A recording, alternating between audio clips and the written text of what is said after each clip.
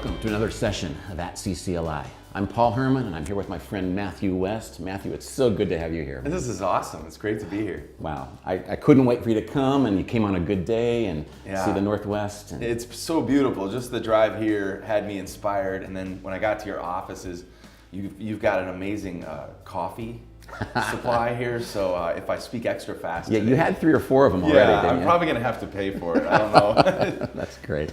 Well, we met about a year ago at InspireSong, That's the songwriters retreat in Aspen, Colorado. And speaking of beautiful and inspiring, that was amazing. By the way, songwriters, you do need to check that out. InspireSong in Aspen, Colorado. So yeah, amazing place. Yeah, that was an incredible experience. Yeah. So yeah, last year, I guess you wrote a song with Benji and Jenna Cowart called "Oh Creator." Tell us about that one. Well, it was an amazing retreat. And there's something about just getting away from the usual chaos of your life and taking a retreat of any kind. And this happened to be a real focused retreat with a group of fellow creative types, right? And songwriters, aspiring songwriters. You and I were brought in to speak and encourage. And I personally loved that. I know you did too. And working with these young songwriters. And what was kind of cool was one of the sessions was myself and Benji and Jenna Cowart, who I loved, were tasked. We were given the task of being up on stage and co-writing a song in front of an audience. Now, I've never co-written a song in front of a live studio audience. That was your first one? That was our first time. Wow. And it was so that they could see, because a lot of these, aspiring writers had never written other than maybe writing by themselves, but to see how that interaction takes place. And, being in the beauty of Aspen, Colorado, I had a title idea of a song called "Oh Creator." And the melody that I kept singing really throughout the weekend was this: builder of the mountain, painter of the stained glass sky.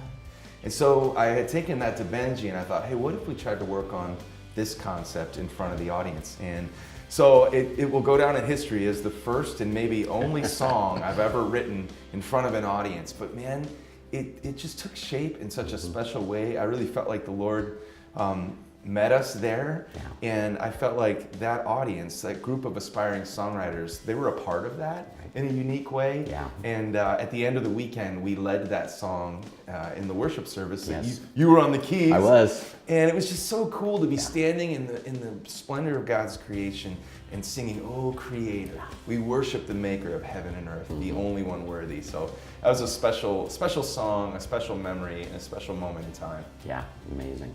So you're working on a new project now. Yeah, and that song might wind up on my record. Who knows? I have a good feeling. So that's great. I'm working on some new music right now. My new record will come out in August of next year. So I'm excited to get into the studio. Most importantly, I'm excited to get into that intensive season of songwriting. I kind of go through different seasons. When I'm on tour, I really don't have the capacity or the energy to finish a lot of songs, but it's like I'm storing for winter, right? So I got, if I was, a chipmunk, my cheeks would be full with title ideas and stuff like that. And then when I come off the road, I rent a cabin not far from my house in Nashville, Tennessee, and I go there and have another sort of spiritual retreat, and that leads into my songwriting completion phase, and then hopefully a record will come out of that. Wow, amazing. You and I also shared a mutual friend, Cindy Wilt-Colville. Talk to us about Cindy.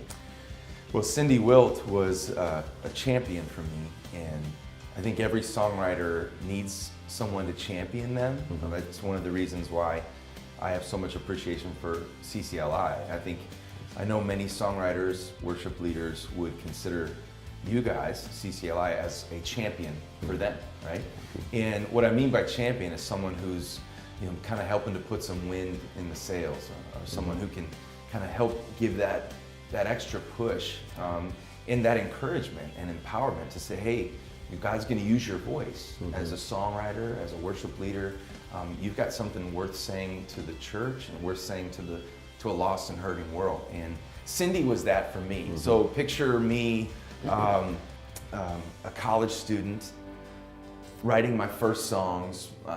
My first concerts were at the frat house, right? Or my very first concert was at a Barnes & Noble's bookstore. Wow. 2 people showed up, my mom and dad, right? My dad put $20 in my tip jar, nice. And that was how much I made that night, was $20, right? And yet Cindy Wilt heard some of my first songs, and they weren't ready yet, but she saw potential, and she was one of the first people from Nashville that said, hey, I believe in you. And she championed me. She brought me to Nashville. I signed my first songwriting contract with Word Publishing right out of college. Yeah. I mean, I was so blessed in that. And I thought I was rich, right? And I wasn't, but I thought I was. Yeah. But the thought that I could write songs for a living and every day just ask the Lord to give me inspiration. And I really have her to thank. As you know, we lost our friend much too soon, at least from our perspective. She lost her battle with cancer.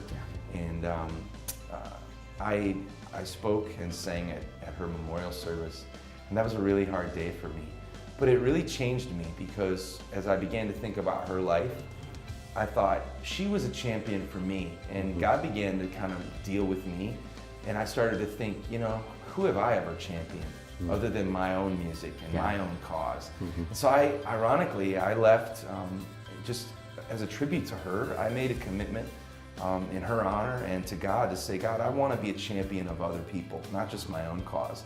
And what's crazy is, coming out of that experience, I've now had the chance to sign and develop 2 new up-and-coming songwriters who now I can be, you know, just like Cindy was for me. I can help champion them, help them develop, and you know, that's why I love retreats like we did in Colorado, a chance to pour out whatever little knowledge I've gained, and help those other writers know that, hey, you've got a champion and you can do this. Nice.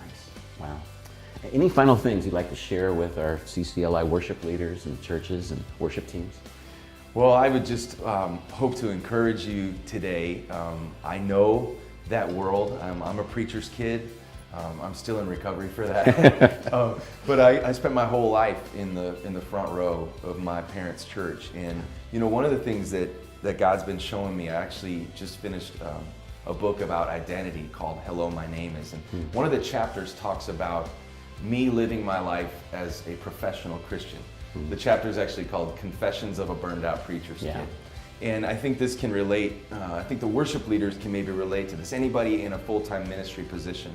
What a professional Christian is, by my definition, is somebody who is living their faith out in the public spotlight. And that's been me my whole life, whether it was me, the preacher's kid, or now me, the contemporary Christian singer with songs on the radio and an audience in front of me. What I've learned is you can easily fall into this pattern of being more concerned about looking, talking, and acting the part. And you can get into a place where your heart is in critical condition, because you're really talking more about how important it is to spend time with the Lord than you really are spending time with the Lord. Those kinds of things. And is my life that I'm living matching the words that I'm speaking from the stage, the songs that I'm speaking and singing from the stage? And that's been a real point of conviction and challenge for me, is how do we as professional Christians still make our personal relationship with Christ the driving force? And one of the things I would leave you and the leaders with is one of the highlights of my life was having a root beer with Reverend Billy Graham in his kitchen. His grandson took me there, and I was asking for his advice. And one of the things he kept saying to me, he said, Matthew, the quality of your ministry, the quality of your music, the quality of your family, the impact and quality of your entire life hinges on one thing, and that is your time spent alone with God, in the Word and in prayer. And I've never forgotten that. I don't always live up to that, but I know there's grace for that, and God gently brings me back to remind me that I've got to be spending time with the Lord. Everything else hinges upon that one thing. So that's my encouragement to you and to all the worship leaders out there. Before you get busy doing, spend time with the Lord every single day, and He's going to keep your faith fresh, even as you have to live out the professional Christian lifestyle. Don't let that personal relationship with Christ fall by the wayside. Amazing. Matthew, thanks for coming. Thanks for Thank you. sharing with us. Wow. Go drink some more coffee. That's right. Thanks for watching. Appreciate it. Take care.